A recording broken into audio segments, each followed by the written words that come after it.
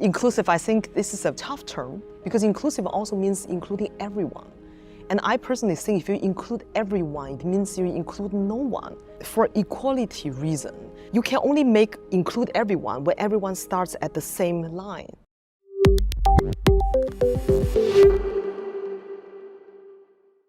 In line with this year's International Women's Day theme, Inspire Inclusion, we're set to unravel the intricate ways gender lens investing not only cultivates financial growth, but also propels social progress and equality. Join us as we embark on this enlightening journey with Jingjin Liu, CEO and founder of Zazazoo. Hi Jingjin, welcome to the show. How are you? Hi Roshan, thank you for having me. I'm very good. Okay, awesome. So let's begin. Jingjin, gender lens investing sounds intriguing, but for those of us who aren't finance experts, could you break it down for us in layman's terms? What exactly does it mean, and why should everyday investors care about it? Gender lens investing essentially means to put on the glasses with the lens of looking at women. Usually you have a KPI such like top line, bottom line when you do any kind of investment. These KPIs, you just add the women aspect into it, meaning number one, women-owned or women-led companies. Number two, companies that help women to grow, bring more equality in the workspace. And last but not least, femtech product or any product that help women and girls to live a better life. So you essentially add that element into the usual KPIs you have in investment. Okay, fantastic. Could you tell us a bit about your journey into gender lens investing? So I embarked this journey accidentally. So I started my own company 10 years ago, and I brought that company. It's a machinery company, and we exited here in Singapore. And then I became an entrepreneur in residence, helping a lot of EMBA students that they are working half-time and then studying half-time to work on their own startups. There was one day where I had 3 male students and 1 female student at INSEAD, so the business school here. And all these 3 guys were telling me they are all into crypto or into AI, into big market stuff. And they are like, if you talk about what is the market cap, huge, billions, 10 billion, hundreds. And what do you have currently? What's the business model? They will just waffle around it, but sounds very intriguing. None of them has anything tangible, but because of the promise, the way they presented with the confidence level, I was very intrigued. I was, I felt like I was missing out if I wouldn't invest, from an investor perspective. On the same day, I had this lady coming to me, and she came very apologetic and saying, "Oh, Jingjin, I have such a small business and don't want to take up too much of your time."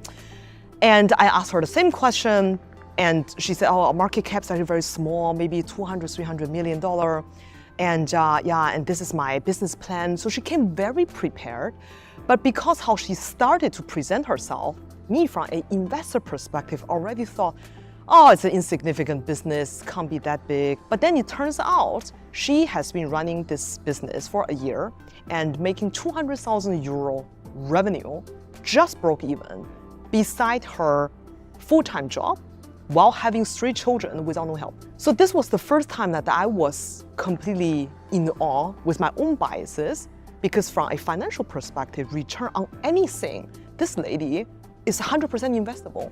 However, because the way how she pitch, how men pitch, and the whole setting, we're very biased towards to invest into male-led startup or a narrative that is described by men in a way. Then I started to do some research and seeing, female-led companies perform better than male-led company startups. Even the S&P 500, we have currently 41 female CEOs, and even these 41 companies outperform significantly than the other 459 male-led CEOs, companies. So then I more and more depth into this area and see, in the moment where you add the woman into the equation or diversity into the equation, and a lot of things start to change. Fabulous. It's almost like your perspective or your scope was broadened then. Absolutely, and this was because since then, I only have invested in male-led companies. And I was caught up by my own biases. So this story, what I just told, is I think 4 years ago. And then I have done, until today, 10 startup investment. 8 of them led by men, 4 of them already went bankrupt. And 2 of them are led by women, and they are still doing quite well. Have you come across any standout stories where gender lens investing has made a tangible impact? We'd love to hear any inspiring examples you've encountered. So I'm also a LP in a fund, and usually the investors are also very male-dominated space. I mean, very few women are investors. The fund invites the LPs, and then we're looking at, okay, what are the companies? And then there was 2 companies pitching about a product that was to help women. And this one lady is pitching to 2 female founders, and the company is called Pelvic Fit. Essentially, they build a device that help women to train their pelvic floor after giving birth, so you don't leak urine, essentially.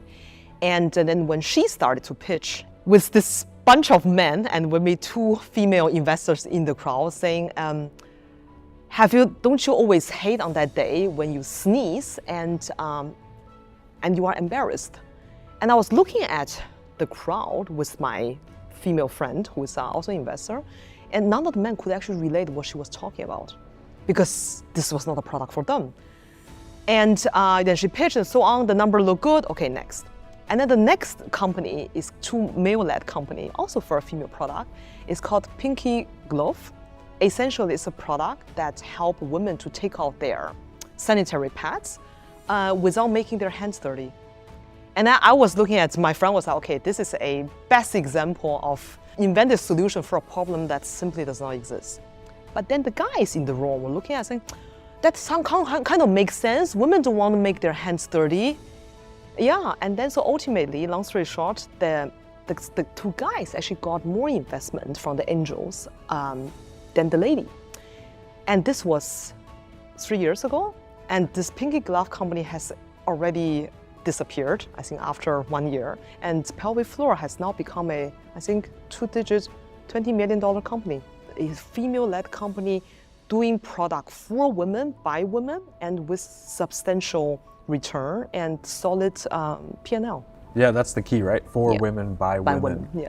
Okay, so women are definitely taking the charge in areas where they can set up businesses that relate to other women, and they're doing well based on your example. Absolutely, yeah. Okay, as we celebrate International Women's Day, what do you think are some practical steps that both individuals and organizations can take to promote gender equality in finance? So we work in the women's space. We help a lot of women to grow in their progressing career.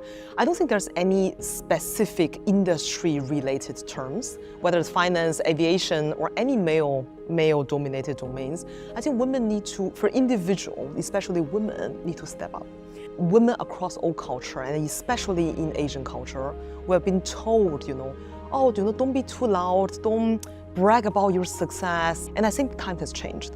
We can't wait to be picked and to have, let's say, bosses or higher power to find out that you have done great work. So women need to step up and promote about their achievements, firstly. And then secondly, I think this is more for everyone, men and women, is that as an individual, we need to call out some of the biases that we fall into. Just as when I hear men pitch so confidently, I am immediately drawn without looking at the P&L. When someone pitch less confidently, I feel, oh, maybe the number does not look that well. So some of the terms such like, girls math or girls whatever, don't run like a girl, don't throw like a girl, all these kind of terms. I think the moment where you point that out, men and women, we eliminate this kind of biases that is so deep-rooted in all of us, to create awareness and then to be aware that, being a woman is a powerful thing. Yeah. I think organization need to put the gender lens on, indeed. When they evaluate a candidate or when they create a space to have the female lens on, let it be workplace creation, let it be flexible working hours. In the moment where you have too many men or too many, any gender actually in making decisions, bias is inevitable. So it's really to put the gender lens, see things from a female perspective. And the only way to do that is actually to bring more women into the room, into the position of power and agency. To be inclusive. To be inclusive, yeah. Inclusive, I think this is a tough term because inclusive also means including everyone. And I personally think if you include everyone, it means you include no one. And for equality reason, you can only include everyone when everyone starts at the same line. And now men are here, women are here in many, many segments. In any segment, name one industry where we have more female holding in the position of power than men. None, actually. So in order to be inclusive, you actually have to lift up the less privileged first. Then you can say, oh no, we all start at the same starting line. Now we can be inclusive. But you can't be inclusive when you have this huge gap between you. So you actually have to deliberately lift up women. Very unpopular opinion. In this conversation, in this discussion, you're definitely higher than me as far as knowledge goes. You know more. Before we wrap up, do you have any parting words? I think we have talked a lot about why you should invest in women's business and they perform better in every aspect of things. I want to raise one thing for your audience. Women as investors. Fidelity actually did a quite fascinating research. They have analyzed 5 million women and men across a period of 10 years and look at their female investor and male investors. And they find out that actually female investors outperform their male counterpart by 40 basis points year on year. That's a lot. Nonetheless, there are only 33% of women that are active investors in any kind, in advanced economy, like here. So since we tend to invest in things that are similar like our own, as in women who are more inclined to invest in product that they can relate to, the massive market of women, the she economy is underinvested in if we don't bring more women into investments.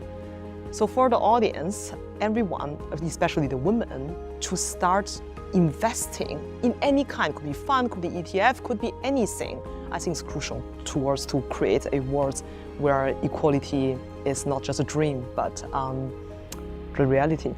Start today. Yeah. Really insightful. I really appreciate it. We'll do this again sometime. Thank you for having me, Roshan. Thank you so much. Remember, promoting gender equality isn't just about financial investments. It's about investing in a future where everyone has equal opportunities. You've been watching Tea Time Tuesday. Until next time, keep seeking knowledge and financial empowerment.